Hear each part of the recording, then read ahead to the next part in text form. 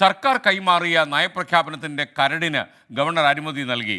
File Raj Bhavan ഇന്ന് സർക്കാരിന് കൈമാറും. ഗവർണർക്കെതിരായ വിമർശനങ്ങൾ നയപ്രഖ്യാപനത്തിൽ നിന്ന് സംസ്ഥാന സർക്കാർ വളരെ ബുദ്ധിപൂർവ്വം ഒഴിവാക്കിയിരുന്നു. എന്നാൽ കേന്ദ്രം കേരളത്തെ സാമ്പത്തികമായി ഞെരുക്കി കൊല്ലുന്നു എന്നതടക്കമുള്ള വിമർശനങ്ങൾ ഇതിലുണ്ട്. ഈ മാസം 25-ാം തീയതിയാണ് നിയമസഭാ സമ്മേളനം ചേരുക. MG പ്രതീഷ് ചേരുന്നു. പ്രതീഷ്, പറയൂ.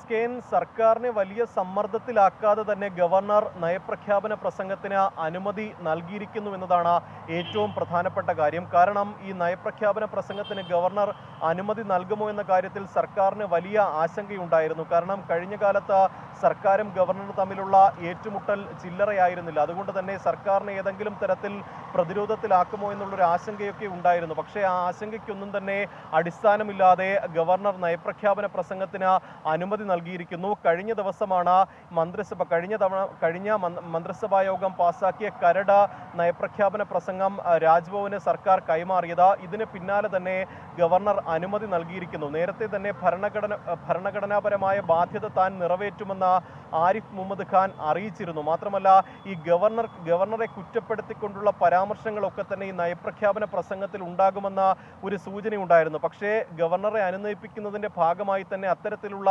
കടുത്ത പരാമർശങ്ങൾ ഒഴിവാക്കിക്കൊണ്ട് തന്നെയാണ് ഈ നയപ്രഖ്യാപന പ്രസംഗം ഗവർണർക്ക് അയച്ചിരിക്കുന്നത്. അതേസമയം കേന്ദ്ര സർക്കാരിനെതിരെ ഗുരുതരമായ വിമർശനങ്ങൾ നയപ്രഖ്യാപന പ്രസംഗത്തിൽ ഉണ്ട് എന്നതാണ് നമുക്ക് മനസ്സിലാക്കാൻ കഴിയുന്ന കാര്യം. സംസ്ഥാനത്തിനെ സാമ്പത്തിക പ്രതിസന്ധിയിലേക്ക് തള്ളിവിടുന്നത് കേന്ദ്ര സർക്കാരാണെന്നും രാഷ്ട്രീയപരമായി കേന്ദ്ര സർക്കാർ സംസ്ഥാനത്തോട് പെരുമാറുന്നു എന്നതടക്കമുള്ള പരാമർശങ്ങളായിരിക്കും പ്രധാനമായും നയപ്രഖ്യാപനത്തിൽ ഉണ്ടാകുന്നത്. ഈ മാസം 25-നാണ് ബഡ്ജറ്റ് സമ്മേളനം ചേരുന്നത്. അന്ന് ഗവർണർ നയപ്രഖ്യാപന പ്രസംഗം വായിക്കും. ഫെബ്രുവരി 5-നാണ് ധനമന്ത്രി KN ബാലഗോപാൽ നിയമസഭയിൽ ബഡ്ജറ്റ് അവതരിപ്പിക്കുന്നത്. ബഡ്ജറ്റ് അവതരിപ്പിച്ചതിന് ശേഷം ആ മാസം 31 വരെ ഈ നയപ്രഖ്യാപന പ്രസംഗത്തിലുള്ള ചർച്ചയും നീണ്ടു നിൽക്കും. ഇനി ഏറ്റവും പ്രധാനപ്പെട്ട കാര്യം ഈ ബഡ്ജറ്റ് സമ്മേളനം അടക്കമുള്ള വിഷയങ്ങളാണ്. കാരണം സംസ്ഥാനം അതിഗുരുതരമായ സമാനതകളില്ലാത്ത ഒരു സാമ്പത്തിക പ്രതിസന്ധിയിലൂടെ കടന്നു പോവുകയാണ്. അതുകൊണ്ട് തന്നെ അതിനെയൊക്കെ തന്നെ മറികടക്കാൻ എന്ത് പോംവഴിയാണ് സർക്കാർ കാണുന്നത്, അല്ലെങ്കിൽ ബാലഗോപാലിന്റെ കയ്യിൽ അതുമായി ബന്ധപ്പെട്ടുള്ള എന്ത് മാജിക്കാണ്